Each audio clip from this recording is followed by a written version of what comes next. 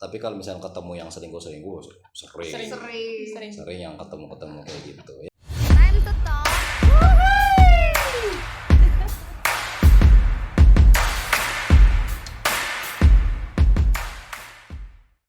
Assalamualaikum warahmatullahi wabarakatuh.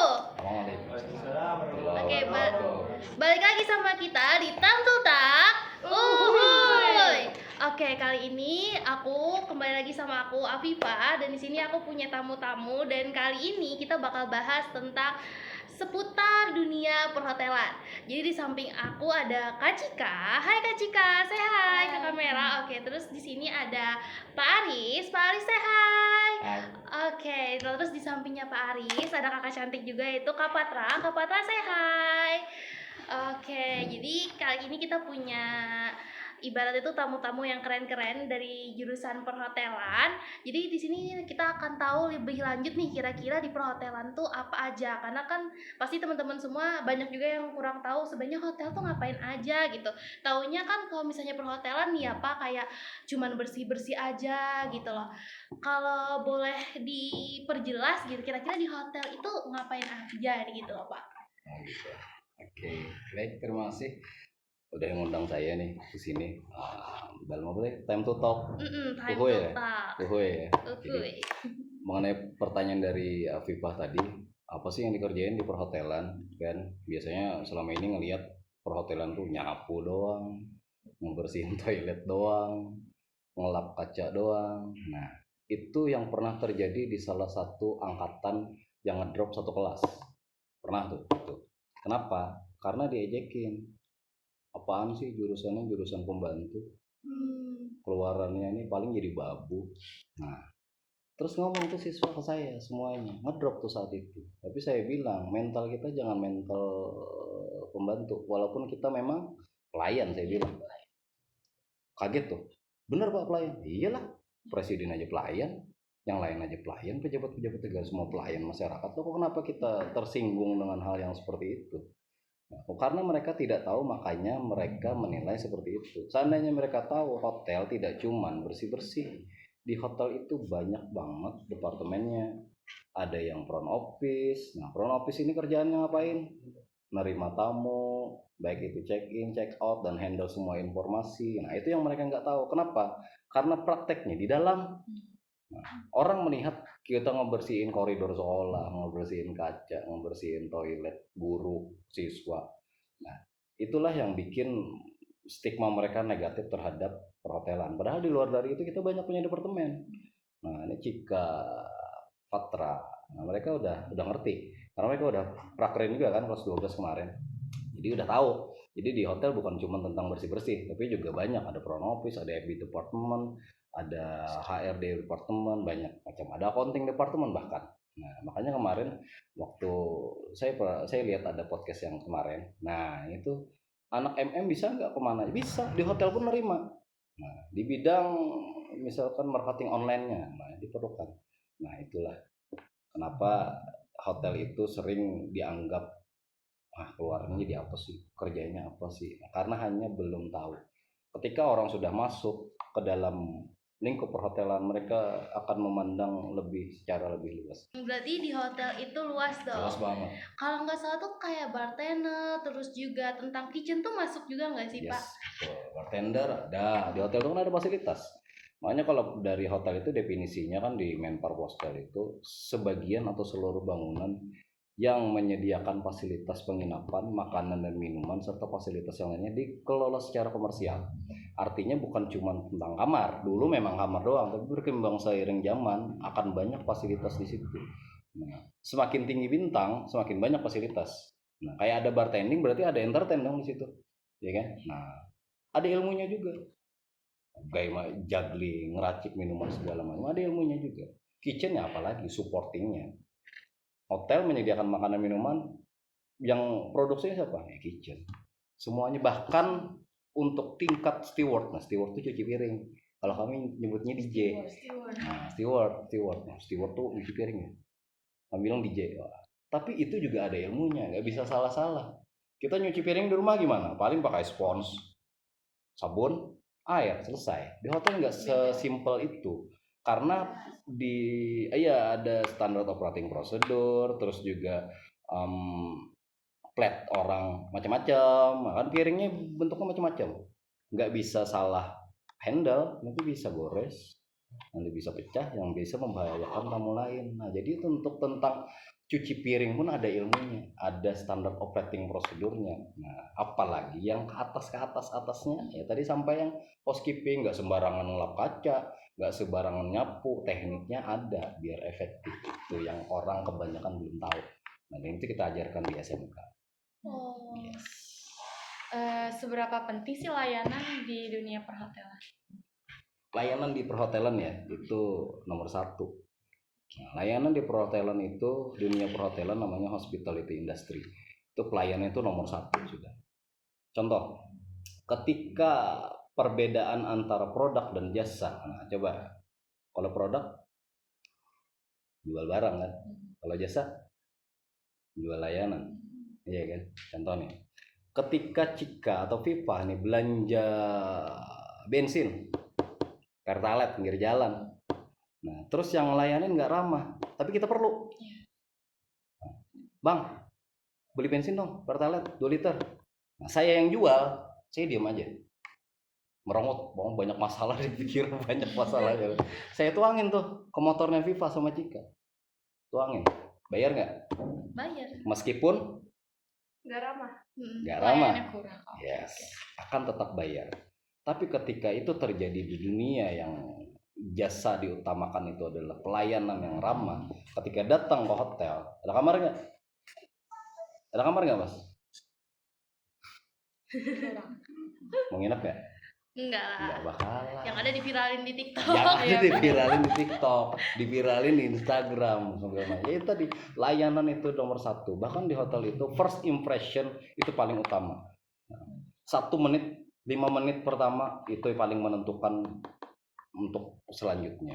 Contoh nih, datang Patra, jauh-jauh datang, terus disambut sama security, udah nggak ramah.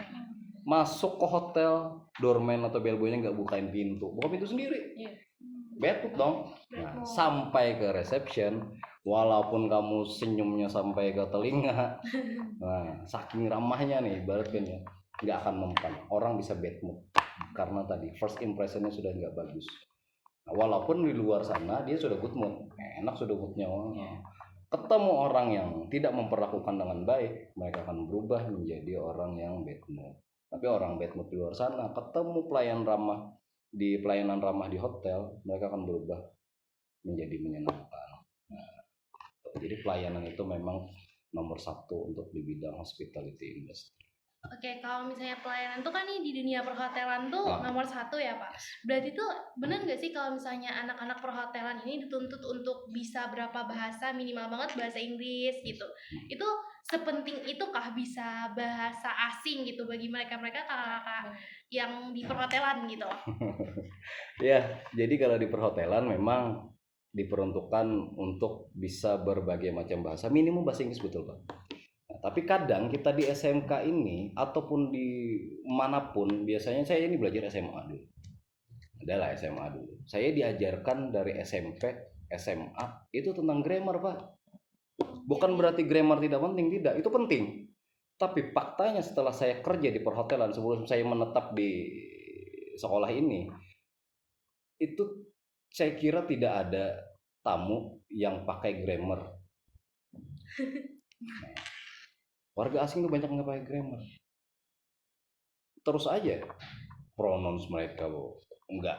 Bingung saya, karena contoh aja warga negara asing misalnya nggak bisa bilang R, banyak kan.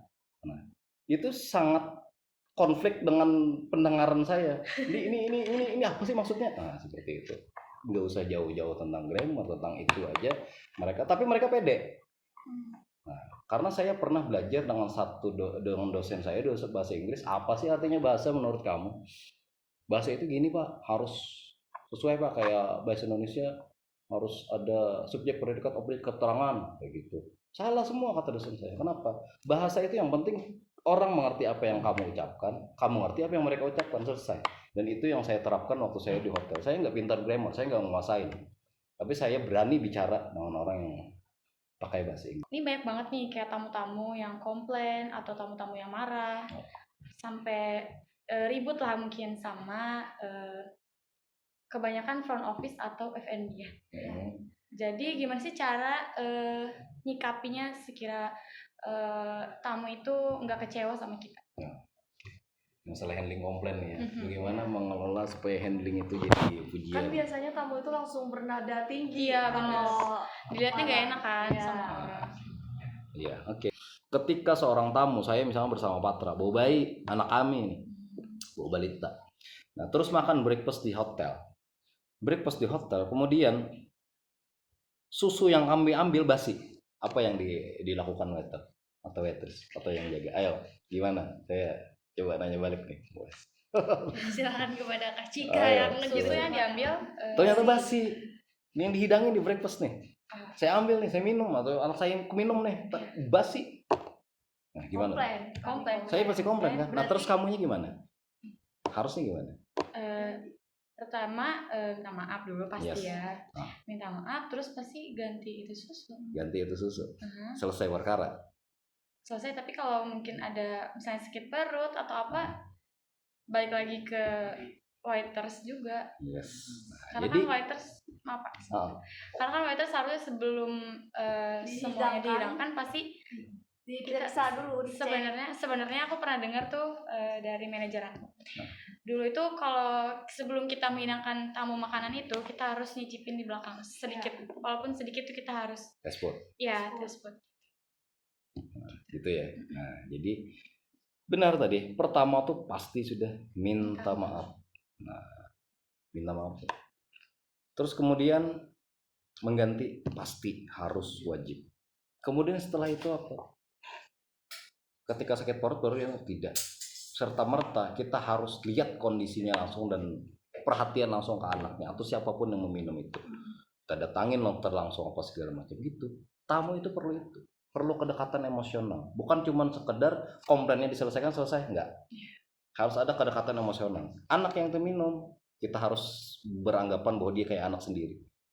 Nah, kita harus panik ngasih tahu atasan, dokternya harus ada, dokter on call harus didatangkan ke segala macam supaya itu tadi terjalin ikatan emosional bersama tamu. Karena kita bersama tamu itu bukan cuma sekedar customer sama penjual. Nah, enggak cuma Kepedulian seperti itu, berarti ya? tapi kepedulian. empati. Tamu Empati. datang ke hotel itu keluarga. Apapun yang terjadi dengan keluarga, anggota keluarga yang lain akan melindungi. Nah, itulah yang ditanamkan di hotel.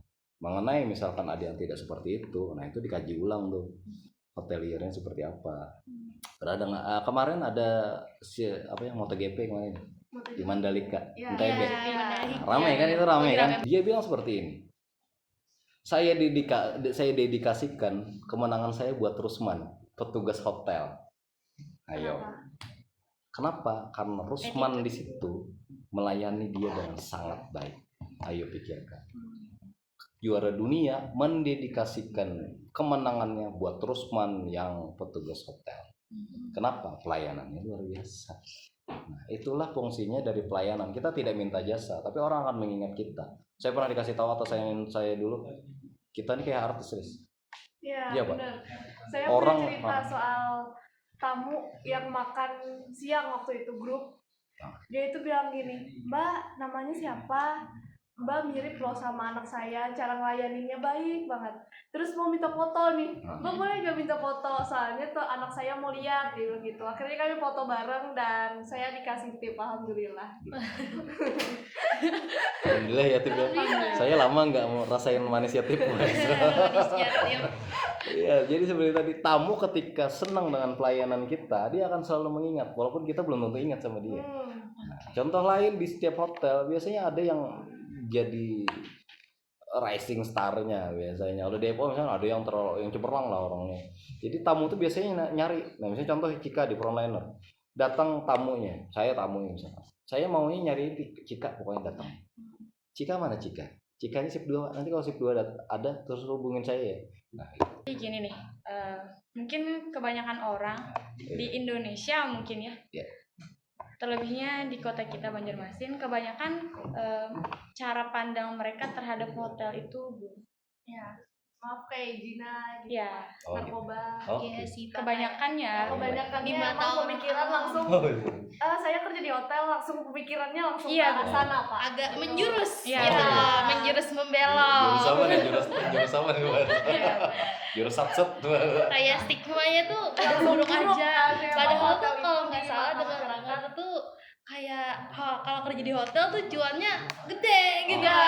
Pasti soalnya kan Iya. banyak tip juga. Jadi ya itu benar sih. Bahkan sampai sekarang pemikiran itu akan selalu ada dan sampai seterusnya akan selalu ada. Makanya tugas kita sebagai praktisi perhotelan, kita harus memberikan pandangan. Orang nggak paham kita kasih paham.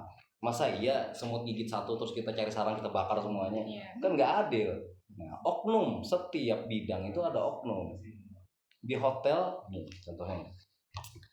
Di hotel, apakah semuanya pelaku tunasusila dalam situ? Enggak. Nah, ketika misalkan pejabat negara datang, nginapnya siapa? Di rumah saya? Nggak mungkin. Iya sih ya. Nggak mungkin. Nggak mungkin. Nginapnya pasti di Hotel. hotel. Apakah dia negatif? Tidak. Nah, saya waktu dulu ada sering punya tamu Habib. Sering datang. Kenapa? Kantornya deket Gak terpatok harus ke situ. dan sangat luar biasa adabnya. Iya. Sangat luar biasa adabnya. Adab beliau, boleh saya sebut ya namanya ya, Habibnya ya, nggak apa-apa ya. Habib Nabil Al Musawa. Saya ingat banget. Saya sebenarnya kangen sama beliau karena adab beliau luar biasa. Tapi beliau nginep di hotel kami. Nggak mandang seperti hotel nih, seperti ya tadi pandangannya nggak seperti Pandangan itu. buruk. Karena beliau apa? Datang memang mau istirahat. Mhm. Karena dekat kantor, cari hotel yang terdekat dengan kantor. Kan seperti itu. Kiai manapun datang mau ceramah, nginep di mana? Pasti di hotel. Rumah wali kota kan enggak, rumah gubernur kan enggak, pasti diinapin di hotel. Pandangan kita yang itu tadi, apalagi kalau perempuan, ini kerja di mana? Hotel, saya mau hotel, langsung Iya benar. Apalagi Pandangannya dapat duit ya. Pikirannya ke glowing, sana. glowing dikit. Iya benar. Nih, jangan-jangan. Jangan-jangan. Kan kayak gitu. Padahal Lagi trennya ya? memang, iya, Staycation. betul. Jadi Bahasanya. hotel itu sekarang sudah jadi gaya hidup. Mengenai orang yang tidak, ya tadi punya stigma yang negatif, itu tugas kita kasih paham bahwa di hotel itu tidak semuanya orang yang negatif. Semua itu hanya oknum. Karena hotel itu tadi apa? Dikelola secara komersial. Nah, memang disewakan kamarnya. Kalau tidak mau ada perilaku seperti itu makanya ada timbul hotel yang syariah dengan ketentuannya sendiri. Ketika hotelnya konvensional umum, kita tidak bisa melarang siapapun. Kalau hotel syariah, ya ada ketentuannya. Datang check in harus tunjukin buku nikah kalau memang buka laki-laki perempuan kan macam-macam. Tapi konvensional kita tidak bisa membatasi. Masa iya mau ngintip kamar orang ngapain sih? Nggak Iya, mungkin kan. Nah, jadi memang oknumnya yang ada. Memang stigma pandangan negatif orang seperti itu. Tapi kita jangan sampai terpancing, jangan sampai ikut-ikutan negatif. Enggak seperti itu. Ya betul. Ada nggak sih yang kayak sampai bikin drama yang kayak cewek sama cewek jambak-jambakan gitu? Ya, Mungkin pernah denger nggak sih. pernah sih. Kalau saya nggak pernah nemuin secara langsung. Oh, dengar Tapi apanya? tapi kalau misalnya ketemu yang selingkuh sering Sering. sering yang ketemu kayak gitu. Ya kan kadang enggak, sekarang zaman teknologi canggih. Nah, di mobil dipasangin GPS aja belum tentu kita tahu. Sama pasangan kita nih, dipasangin GPS tapi kita nggak tahu. Bilangnya kerja, melipir ke hotel mana? Ya wajar ketahuan. Iya kan? sih. Nah, di hotel itu saya kasih tahu nih, Mak. Saya kasih tahu audiens semua. Di hotel itu ada yang namanya don't disturb dan incognito. Ya. Di Andy. Di ND, don't disturb. Kalau don't disturb ini jangan diganggu nih. Biasanya dicantolin tuh depan kamar atau diklik di saklar di dalam. Iya. Ada juga incognito. Nah, incognito ini dirahasiakan. Nah, itu. Incognito dirahasiakan. Nah, jadi tamu nih biasanya kalau misalnya datang, saya incognito ya, berarti dia tidak mau data dia diketahui siapapun. Bahkan polisi sekalipun. Nah, tapi ke Kecuali polisi ada ada surat surat perintah surat tugas. Nah, tugasnya. tapi untuk orang biasa dia tidak mau diketahui. Nah, Tapi tidak semua incognito itu isinya selingkuh, tidak. Ada juga yang memang Nggak mau penat dari diganggu, pekerjaan, Iya. dia mau istirahat, nggak mau diganggu dulu. Nah, nanti kalau ada yang nelfon saya, pokoknya terimain aja pesannya, tapi jangan hubungin saya nggak mau diganggu. Tapi tamunya nggak ngerti istilah incognito, tapi dia bilang gitu, maka kita tulis juga incognito. Pokoknya saya jangan bilang ada di sini, saya mau istirahat, saya capek. Nah, pokoknya kalau ada pesan silakan terimakan, nanti sampaikan ke saya. Nah itu. Ada juga yang don't disturb masih bisa dihubungi. Tapi kalau incognito memang tidak bisa diganggu. Nah itu.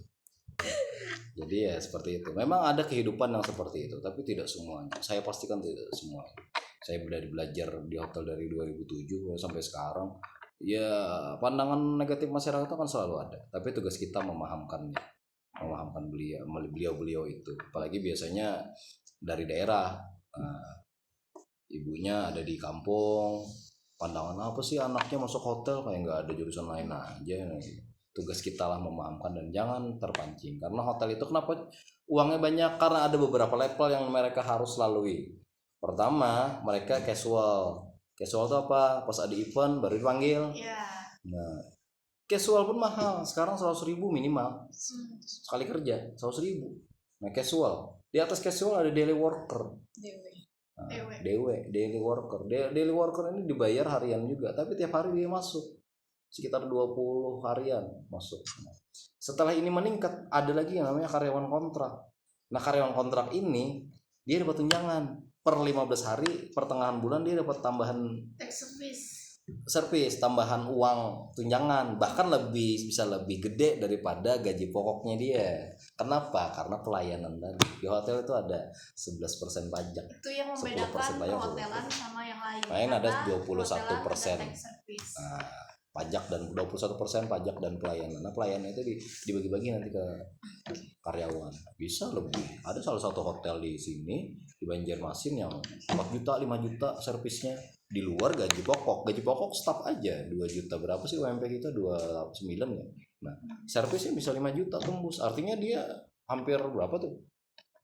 5 juta terus 2 juta, sekitar 7 juta 900 sampai 8 juta sebulan, belum termasuk tip. Wajar glowing. Iya Wajar dong glowing. Jadi bukan karena dana. bukan karena ada macam-macamnya, tapi memang pendapatan di hotel yang seperti itu. Yang kelas casual aja ketika dia turun 10 hari udah dapat 1 juta. Nah, kelas DW aja turun 20 hari udah dapat 2 juta lebih. Itu 100.000 minimal loh. Ada yang lebih dari 100.000 membayar. Apalagi kelas karyawan kontrak. Kadang tamu ini kan 10.000, ya udah ambil aja deh. Kalikan aja dalam situ berapa puluh yang check out sehari, ya kaliin aja. Saya dulu pengalaman waktu di hotel, saya nggak kepake uang makan sendiri. Kalau misalkan deposit yang nggak diambil tamu itu pas check out udah Itu ditelepon dulu tamunya. Ditelepon dulu. Nah, ditelepon dulu, kalau misalkan tamunya ngangkat, itu kita rekam dulu. Nah, kalau misalnya kata beliau, udah ambil aja, kita ada bukti sudah. Boleh, silahkan. Tapi ada juga oknum yang itu tadi, ada refund tamu, kembalian tamu, tapi langsung disambet, ada juga. Tapi nggak semuanya. Tapi SOP-nya pasti telepon dulu. Yes, ditelepon dulu, konfirmasi dulu. Bapak, mohon maaf, ini ada sisa kelebihan deposit Bapak mau diambil kapan Pak, biar kita siapkan. Untuk transfer mungkin. Transfer agak susah sih sebenarnya, karena nggak boleh keluar dari Facebook. Ketika kita transfer, kita ambil uangnya dong berarti. Nah, Gitu. jadi tamunya harus datang. Kalau misalkan tamu, berapa sih Mbak? 200.000. Gak usah deh, ambil aja kalian. Nah, udah, kebanyakan tuh biasanya kayak gitu. Gitu di Males. hotel. Orang sampai Jawa, orang sampai Sulawesi, orang sampai Sumatera, masa iya tiket pesawat 200.000 diambil, kan nggak mungkin. Kan di hotel bukan semua Udah, orang ambilin yang aja. bisa nginep di Biasanya hotel. kadang bisnismen kayak gitu, mereka habis check out udah langsung berangkat lagi, jadi nggak terlalu mikirin uangnya berapa gitu. Oke, mungkin sekian dulu pembahasan kita tentang perhotelan. Ini pasti podcast kali ini membuka pikiran kita semua kalau nggak selalu orang-orang yang bekerja di bidang perhotelan tuh buruk. Itu cuman oknum. Dan dari itu juga udah dijabarkan sama kakak-kakak di sini tentang penghasilan mereka. Kenapa kok mereka bisa glowing gitu? Udah terjawab ya. Oke, sampai jumpa di Time to Talk selanjutnya. Wassalamualaikum warahmatullahi wabarakatuh.